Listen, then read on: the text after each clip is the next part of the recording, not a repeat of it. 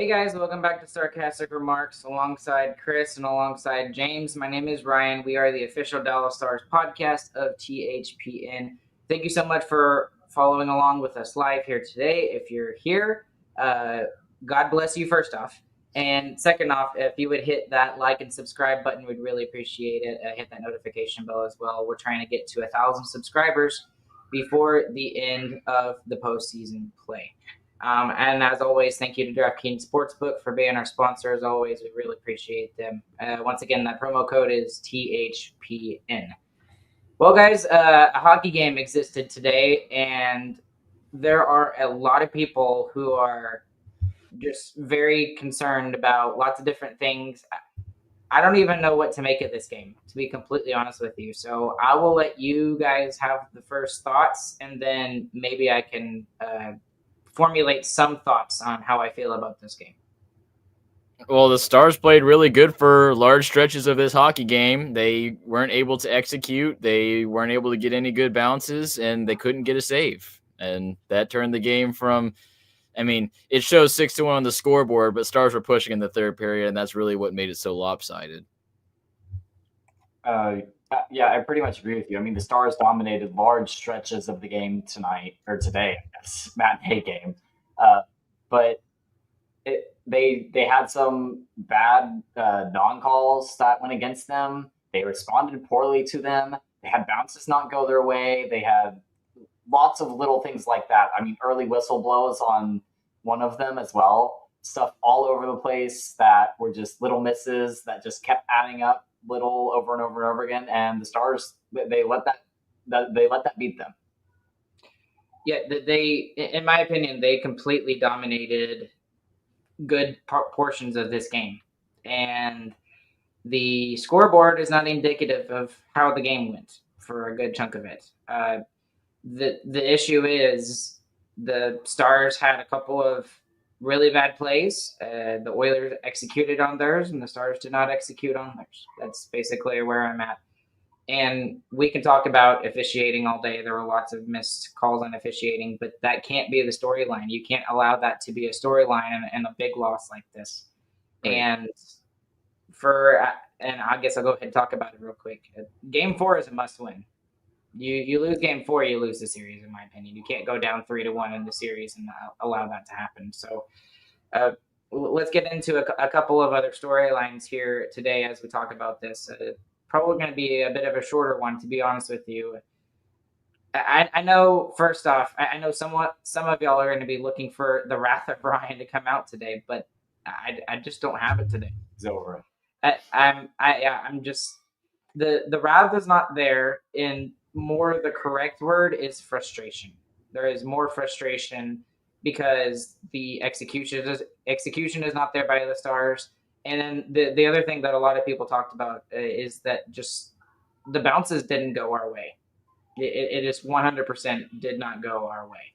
And when you're in that portion of your season or in that portion of your postseason, you have to be able to overcome that. And the Stars were not able to do that today. That's my personal opinion. Yeah, it's the response to those bounces, and I'll say officiating too. I kind of include that in the same way. Like stuff you can't control. The Stars' response to the things that they couldn't control was terrible. I mean, clearly should have been a delay game penalty in the first period, 100%. The Stars pull back a little bit. Harley makes a stupid play, and it's 2-0. I mean, immediately. And that kind of kept on going all game long. I mean, the one puck that squeaks through Mikko, what was it? Late in the second period when the Stars should have at least cut the deficit in half, and we can't get a save there. I know it's McDavid. I know he's in a good shooting position. That's a time you need to have a save if you're talking about being the best goalie in the world, which Jake Oettinger talks about a lot. You need to get a save there. That's a huge time to get a save and to feel good going into the third period. So, yeah, the response to the bad things that happened to the Stars today was not good. And I want to focus on the delay of game call a little more. It's so dumb. You can review this call now. If the refs call it and it's wrong, the other team can challenge it and it gets pulled off the boards. And the fact that it went out that easily, there's just such a good camera angle of it, which is another main problem and why it looks so bad. but it was obvious. I mean, it wasn't even close. He shot it 5 feet over the boards, and it's missed. But you're totally right about the response thing. I mean, they let it beat them off of the face-off in that zone. The Oilers scored going the other way. Yep. And to be honest with you, I don't. Officiating is the least of my worries right now. But although you're right, you're absolutely 100%. That's why the rule's there. That's why it's frustrating. They made a rule so that wouldn't be a problem, and it's a problem the other way. Like this is the whole point of putting it there. Well, the thing I still want to focus on, guys, is just and I'll bring up Natalie's comment over here, is Otter can't give up 6 goals.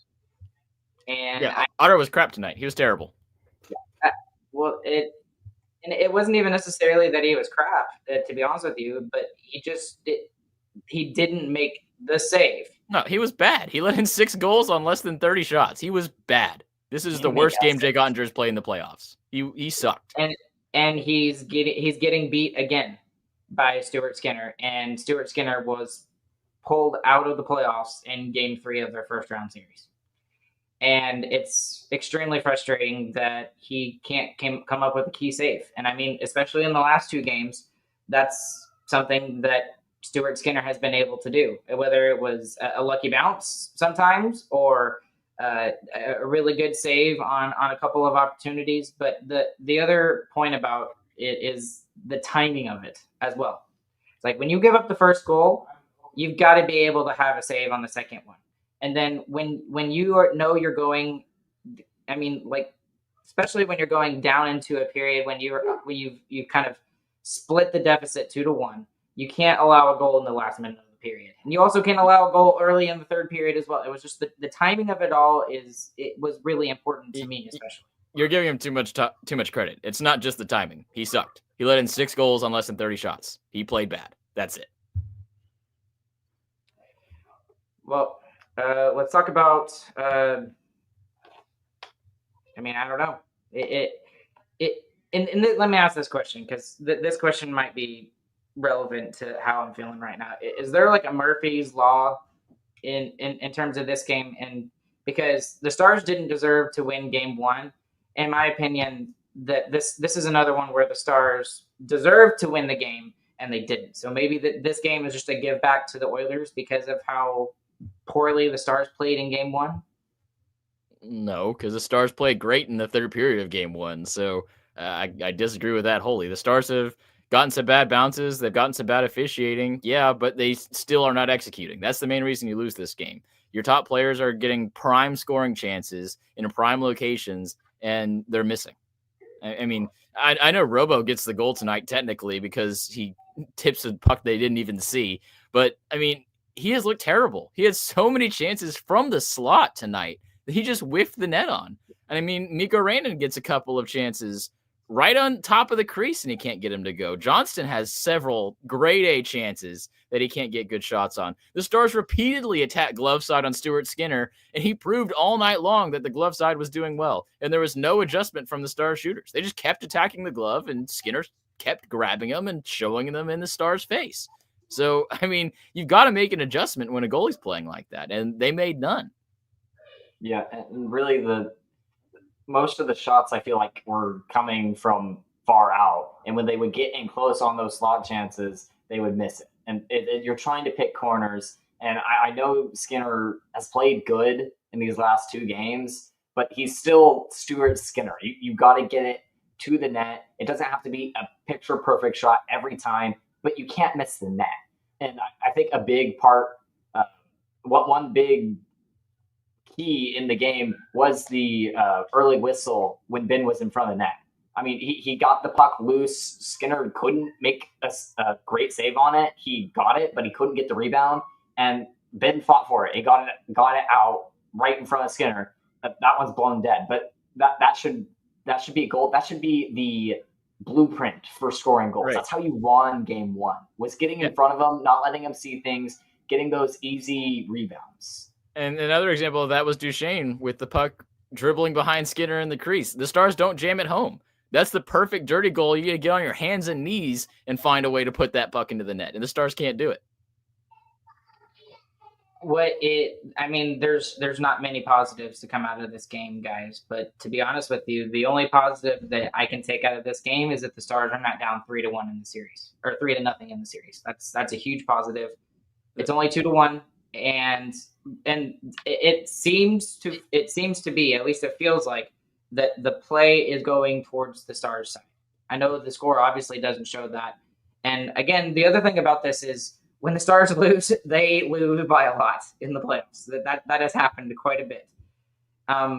But that, again, that's not the thing that matters in the end. It matters how many wins you get to. So the whole sentiment that the Stars are lucky that it's not 3-0 down is just garbage. I mean, they've played well in this series. They dominated this game overall and just didn't execute. They played great in the third period of game one and capitalized on those chances. I'm tired of this narrative that the Stars are lucky that they're not getting knocked out of this series. They're not. They're playing well during stretches. Here's the one thing that I'll say is a positive. The Stars, the last two series, have only had to win one road game, and we're still on that track. You still have two more road games against Edmonton. You have to win one of them. We already kind of expect to have to win one of those. So you have to win. Yeah. I know the Stars' road record is terrible in the postseason, but they're the highest seeded team left. So if they can win one road game in this series, then I think they're going to get through. Well, and the blueprint for next game is you do the exact same thing. I mean, I don't think you could have played this game differently. All that needs to happen in the next game is your goalie has to be not terrible, and your best players have to produce. I mean, that's what they're there for. They're there to score goals, and when they get those opportunities, they can't whiff on them like they did tonight. And I think crashing the net a little more would help a lot, because even on those chances that we had, it was one Stars player who had broken free. And maybe when that Stars player gets that chance, you need to have the other two forwards come in on Skinner too. He's going to give up rebounds. You have to scoop him up and put him in. Well, and the Stars, you could tell even in the second period when the Edmonton Oilers got a 5-on-3 completely against the flow of play. Big dive, by the way. Yeah, it was a big dive. But completely against the flow of play, the Oilers looked flat in the second period. Like they were not getting anything. But you know what? It didn't matter because they were up 3-1. Or 2-1, I guess, at that point. Whatever it was. 2-0, something like that. So the other thing that I want to point out for game 4, since we're kind of already talking about it, there's not really much to talk about with this one, is you've got to get the first goal in game 4. Like, you can't be chasing the entire game. And everybody's been talking about it with this particular series, is that whoever gets the first goal is going to win the game, more than likely. And the Stars, I think it's like, 14 out of their 17 games or something. I'm probably butchering the numbers a little bit, where they have not gotten the first goal, and they've been able to win series doing that. But they've won most of their games when they don't score first, so that doesn't really pan out in my opinion. But I agree. Well, that's just, I think the bigger problem I have with this game is that Darnell Nurse takes that hack on Roope Hintz, who's knocked out of the game tonight. Mason Marchman and Jamie Benn talk big talks after the game about how much they don't like the play and how cheap of a shot it was. Darnell Nurse was on the ice for 20 minutes tonight, and it seemed like no one touched him. I mean, what kind of lack of physical response is that from the Stars? No retribution, not trying anything to get back at him. And that's really what I mean, it feels like, I know it's not important for the goals and stuff, but for morale of the team, that stuff makes a difference. Yeah, a large part of that is because they were trailing the whole game too. I mean, they were pushing really hard early in the first. They were that's how the delay game non-call happened. I mean, the Stars were pressing the Oilers in their own zone very good. They had just started getting their forecheck going, and then you're down by 2 goals in a blink of an eye, and then you don't have time for that extracurricular stuff. You have to try to go back and win it. And they never got close again. The game was 4-1 in the third period. It was over by that point. You've got plenty of chances for extracurriculars and to try and settle scores there, and there was nothing attempted. The lack of physicality from this team, I feel like, is hurting them. And maybe my take is going to be very unpopular. I know a lot of fans are not going to like it, but honestly, I agree with what a couple of people have said, some of the other Stars media members, and the fact that the best retaliation is to win and to end their season. And I know that's not popular, but finding Nurse when you're down 4-1, you still have a chance to win that game. You still have a chance to come back and make it somewhat of a game. Now, 5-1, 6-1, no, obviously I don't believe that. But you've got it. The best way to do it is to come back and win the game. And win the series. That's the best retribution that you can get for Roope Hintz. And Roope you let Hintz people walk all over you like that, then they're going to keep doing it the same way that they did against Harley earlier or at the end of the game there with the slash call. It was the exact same play, two-handed chop to his foot. The exact same thing happened. And that's going to keep on happening if you don't respond in some way. So I disagree greatly. Hockey is a game where it's self-policed to some extent, especially in the playoffs, and the Stars aren't policing the game. I'll push back a little bit in the fact that I'm not saying that I don't want the Stars to respond and like go after Nurse if they have an opportunity to, or get a big hit on him or something like that. But I don't want them to specifically go out of their way to completely knock him out of the series. No, I'm not saying do that, but you can lay a hit on him. He didn't. Yes, I don't think he got hit once. You can fight him. I don't think no one tried to fight him at all. I'm not saying go slash him in the foot. I'm saying go beat him up physically in a way that is allowed by the hockey rules, which apparently is very lenient. I just feel like they have to pick their battles in the right spots. And they're not picking any battles right now. They picked none. Well, they weren't allowed to pick their battles here today because they were losing the game the entire time. And when you're down 5-1, then who cares? No, that's I disagree with that. But okay. We gotta move. We gotta move on to something else because I don't think we're gonna agree on that part. Anything else that y'all specifically want to talk about here in tonight's game? Because again, I don't really have much. I mean, we talked about other parts of the game that are more important to why the Stars lost, but the officiating was dog crap in this game. The Stars outshot the Oilers, 22-7 in the second period. The Oilers got 2 power plays in that period. The Stars did not draw 1 penalty. That's dog crap. The Stars missed blatantly at least 8 minutes of power play time for the Stars. And the Stars they only had 1 power play for pretty much the majority of the game until the end when it didn't matter. And then to call the unsportsmanlike conduct on Harley at the end there is just the biggest insult. I mean, that little shoulder shove from Harley is penalized the exact same way as a two-handed chop to our top center that knocked him out of this game. It's the same penalty, according to the NHL. That's dog crap. A horribly officiated game. When one team is dominating the other that badly in the period, there's no way the other team should be having more power plays. It's just wrong. It's incorrect. There was the missed Jamie Benn high stick. There was the Petrovic slash. His stick was slashed in half, and there was no. And the delay game, and there's about 3 hooking calls with Mush in the slot that you could have made. There's tons of stuff that went uncalled in this game. Right, but when Draisaitl gets a stick on his laces and decides to go down pretty easy for a guy of his size, then yeah. That one really made me upset because if you look at what his skates do there, his toes literally touch before he falls. His own toes touch each other. That's not how you skate. Well, it's going to be what it's going to be. And I mean, the Stars have to make the officiating a non-factor. And I'm not saying that to be like, oh, well, the refs are golden and there should be no criticism of them. I'm not saying that at all. But if you can go and execute on your own chances, which is the biggest thing that they haven't done in the last 2 games, they were executed on the power play in game 1, then none of this makes a huge difference because they win the game. Who's the ref analyst for ESPN? Is it Dave Jackson? Is that his name? Go ahead, Chris. His response to the non-call on the delay game was hilarious. It was like he said, well, yeah, the refs could have called that and then reviewed it if they wanted to, but they didn't, and we want them to make confident calls. What does that even mean? Bro says nothing every time they bring him in. He is such a moron. Like, we've listened to it all year with the ESPN broadcast. Every time he backs up the officials when they're blatantly wrong. This one's a clear missed call, and he praises them for making a competent wrong call. I mean, dude is an absolute idiot. This is part of why ESPN has been terrible all year long, and I don't know why this guy's been allowed to keep that job this entire season. He says nothing every time they throw it to him. I would really like the officiating to be available for media requests.